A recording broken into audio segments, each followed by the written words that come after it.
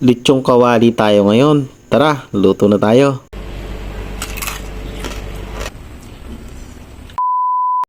Kailangan ko dito ng tubig. Sakto nalulubog yung baboy dapat. Maglalagay din ako ng bawang, sibuyas, paminta at asin. At syempre, ang liempo natin. Lagi din ako naglalagay ng star anise. Pakukuluin ko lang ito hanggang matusok ng tinidor yung balat. Kapag malambot na ay palalamigin ko muna ito. Kapag malamig na ay pwede ko nang iprito.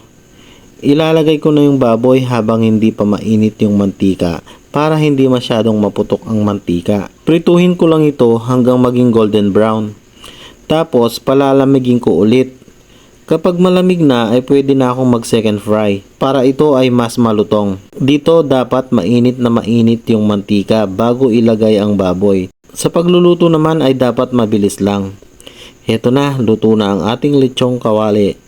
At syempre, naghanda ako ng sausawan na suka at sarsa.